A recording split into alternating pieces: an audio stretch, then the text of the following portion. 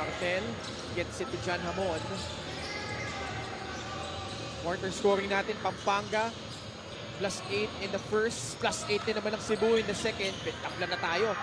14 all in the third. Tatakbo dito ang Pampanga after they got a stop. John Fa with a spin and an inside-hand layup to give Pampanga the lead. 51-49. When you talk about John Fa's speed, it's not a question. The control towards the end, that's the thing that you try and see off a finish by John Fa. Right there, showed a lot of control, finished strong to the cup with that made layup. Desiderio way off the mark on that jumper. Turnover against Pampanga. Already their 11th off the ball game. Manligues to Martel. Takes that free. Too strong. Rebound control by Jamo. Sonny is still. Martel standing his ground at may hawi na itatawag laban dito sa Pampanga. It's gonna be on Larry Muyang. Hickser, great move of the game, born for greatness.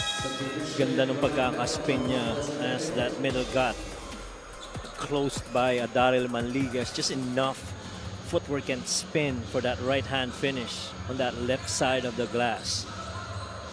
Ibang klase rin talaga ang binibigay nito ni John Pang. Good pocket pass. Good feed to John Hamon. John Hamon with the free. Balik ang lamang sa Cebu, 52-51. So far, Cebu getting 3 more 3-point makes than that of Pampanga. Going 5 of 19, while itong Pampanga naman is just 2 out of 10 from there. John Fa cross. Lays it up and in. Putting on the moves. Razzle-dazzle John Fa. What a move by John Fa. A couple of really impressive finishes by John Fa. The young guy is showing up. Bigay puwersa si Daryl Manligues. Easy call, offensive foul on the makilala North Cotabato native. Earlier off air, we talked about how much John Fa can contribute to this game. Curiously, in this fourth quarter, he started off real good. Blasting off that defense by Daryl Manligues for that baseline finish and a really good finger roll. Iwan na iwan eh. Dalawa yun. Oo. Daryl Manligues, ribugsang. Rare 3-point shot by John Fa off the mark. Muyang inside, almost got it in. Wow. Can you just imagine, Ken? When John Fa reaches his peak and if he continues to play for Pampanga, and Larry Muyang, being Larry Muyang, it's tough. That's a good combo of a guard and a big. Both very mobile. 14 of 19 at the line. Itong Pampanga Giant Lanterns. Number 1 in terms of free throw makes. 16.6 a game. So they do get to the line a lot in their ball games. Itong Pampanga. 54-52. Braille Meca, Lian Martel, John Hamon, June Manzo, and Reem Ogsang, the unit. Para dito kay Coach Junti Valenzuela. Manzo, that shot off to the right. They're gonna let John Fa set this table up. Allen Mina. Binigay kay JLC. Back to Mina. 9 on their shot clock. Allen makes his move. Attacks. Draws a foul.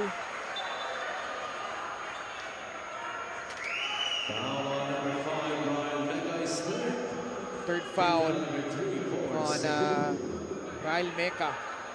Braille actually did a good job of refusing to get screened.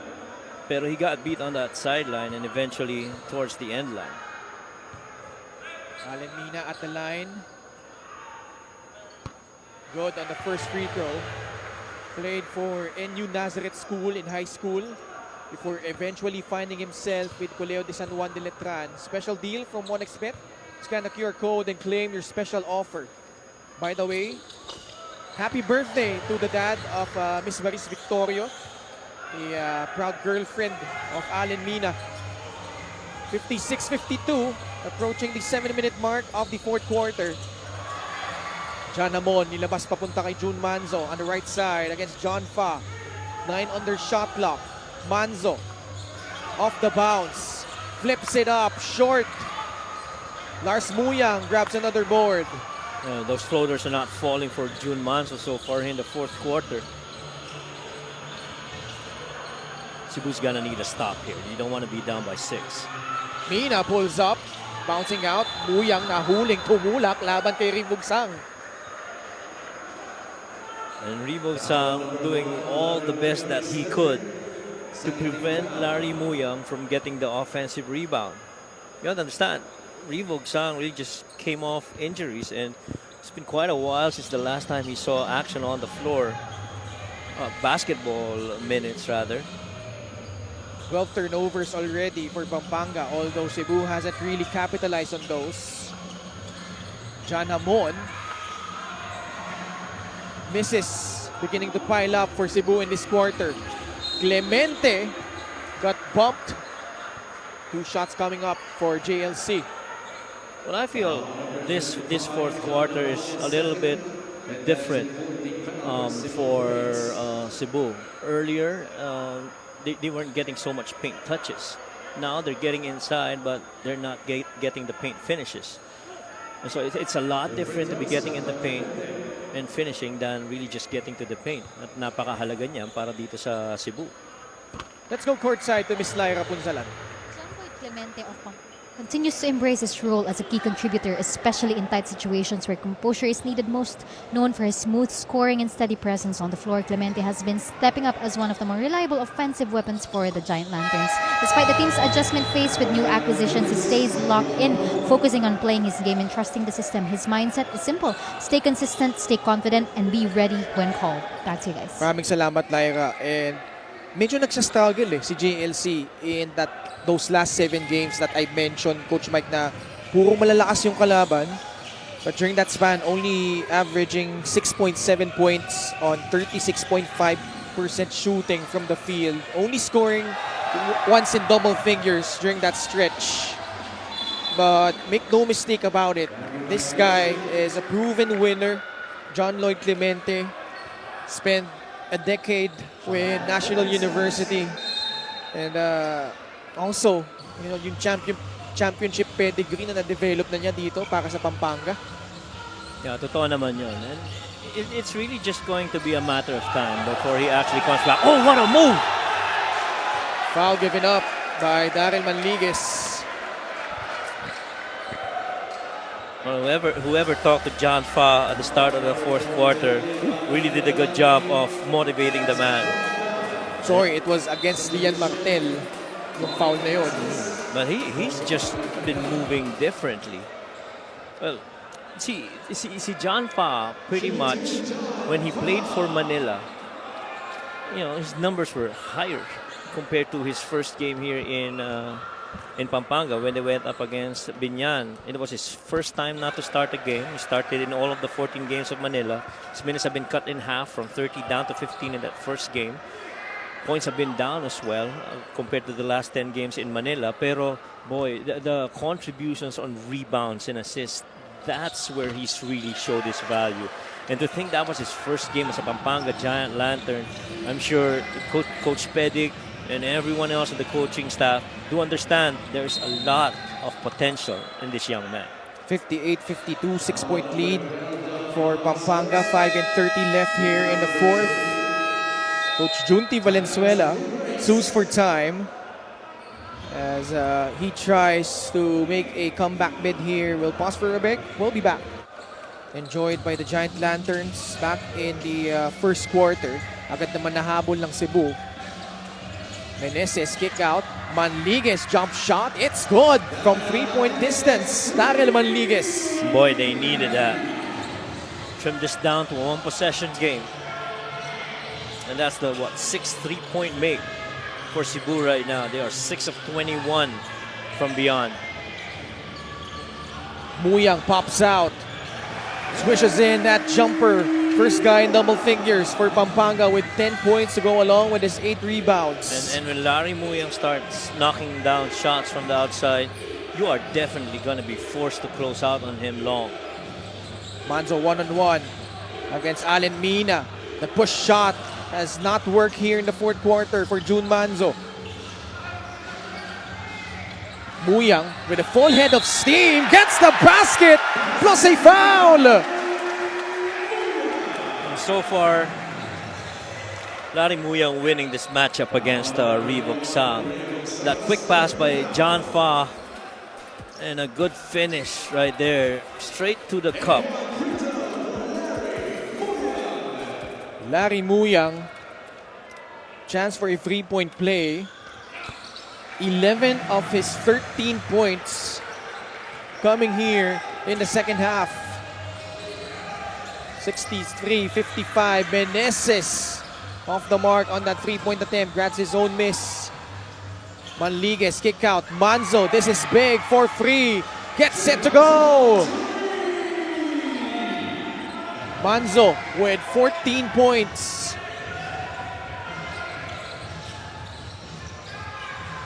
Mina getting some important minutes here alongside John Fa, their two newest acquisitions. Allen Mina gets to the cup and will head to the line. And Mina getting into that two-man action.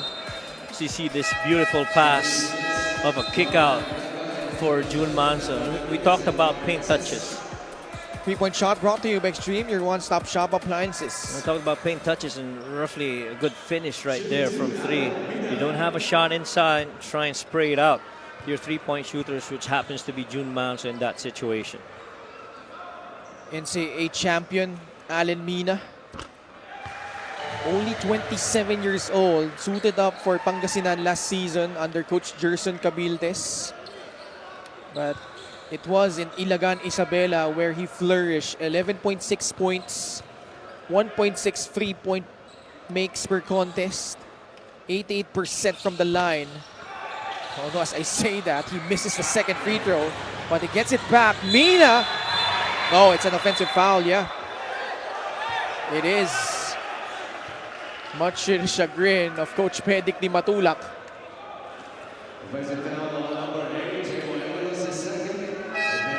Jamo Eguilos got caught with that illegal screen. Here it is. Nawala sa eksena. May kapit pala, no, from Jamo on Lian Martel. Yung tulak rin sa likod eh. Oo. We have a timeout with 3 minutes and 54 seconds remaining. Pampanga holding on to this 6-point lead. Pangasinan rather, on a really good moment right now, and a good streak. Mecca sends it to Jer Quinyahan at the post. Facing up, Quinyahan. That shot bounces out. John Fa, nagmamadali. Gets in the paint. Can't finish though. Manzo, opportunity for Cebu. Manzo will pull it back out. Doesn't have the numbers. Quinyahan. They want it at the post. Manzo laban kay John Fa. Manzo inside. Great play call there by Coach Junti Valenzuela. No. Pretty much what you want to do. Basketball at the end of the day is really about, target basketball. You try to find out where you have advantage, and right now they feel they've got positional advantage with June Manzo going up against the very young John Fa. Free throws though have been a problem for Cebu. Only 5 out of 11. Coach Junti Valenzuela was also a deadly player at the post. Yes. As a wing player. Yes. Ang laki rin ng, well, at least in this game, the huge plus 19 in terms of free throw attempts favoring Pampanga, only because they get a lot inside the paint. And you're not surprised that right now they have 30 points in the paint, because for the most part they've really been getting roughly about 40 points per game in that lane. That's a strong drive to the basket by Allen Mina. 12 points and 6 rebounds in his debut with the Pampanga Giant Lanterns. This is a relaxed Allen Mina that we've seen so far para dito sa Giant Lanterns. Only because he's trying to ease himself into this new system, going up against the playing for the Pampanga Giant Lanterns. Ginyahan able to sneak in for the basket, 66-61. This is not a done deal if you're Pampanga. Oh yes. Malayo-layo pa ito. Oh, not at all. You have to remember that there are runs in this game for both teams, to which each has responded. Mina laban kay Bral Meca. This has been the matchup for majority of this contest. Allen Mina though getting past Bral Meca and JR Kinyahan. Ooh! And then an inbound violation committed by Lian Martel. That left side of the floor has been porous para dito sa Cebu. Look at that drive. The help on the corner side came in late. It only came in when Mina was already past it. Couldn't leave that corner guy because the man in the corner happens to be John Lloyd Clemente. Manzo momentarily free. For a free, drills that one home. The guy refuses to go down. When you talk about a pride game, this is it. 18 points and 6 assists for June Manzo. 8 of 24 ang Cebu from the three-point line. But they're down by 4, 68-64.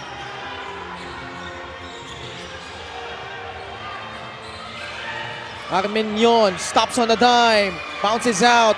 Martel can't control it. Oh, he had the rock. It's a lot of time if you're Cebu. Just need a stop here. Hamon switches on to Allen Mina. Watch out for Larry. Mina for free. No good. And Desiderio comes away with it. Manzo. He attacks. June. Kick out. Martel. Kinyahan for free. No. And a rebound by Allen Mina. JR had a good look. He still got time.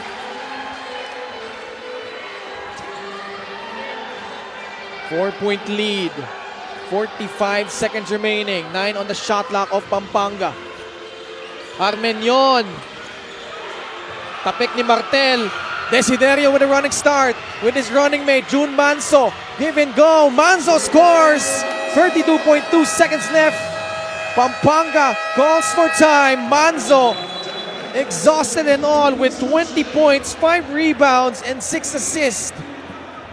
When you play for your hometown, it brings a different kind of responsibility and a different type of joy.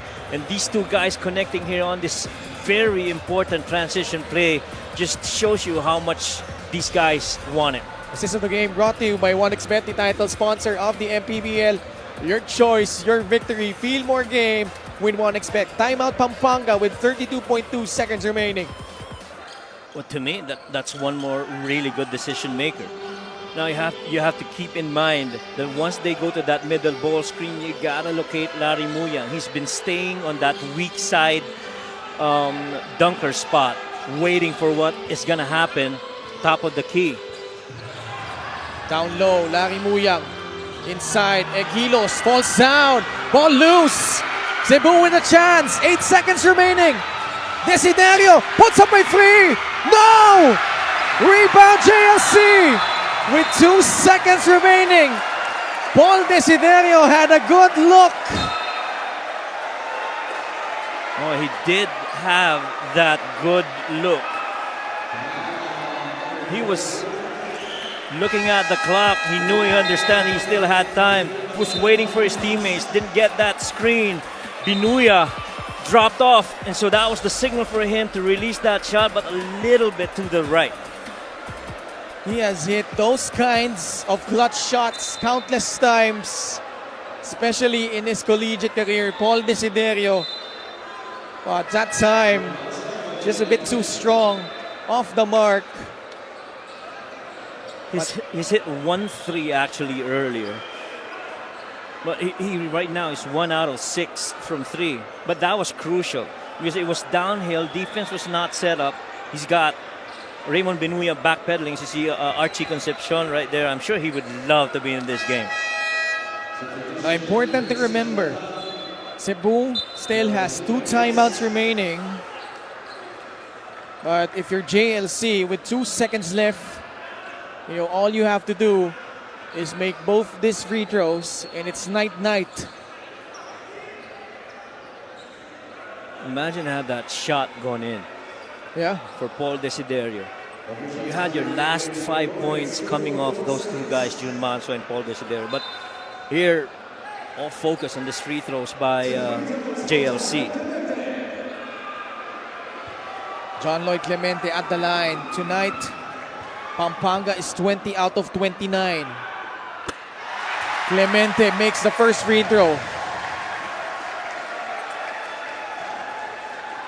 John Lloyd Clemente, scoring's been down for JLC. 11 points per game in the first 9 games, 6 points per game in the last 7, and these are huge free throws for JLC.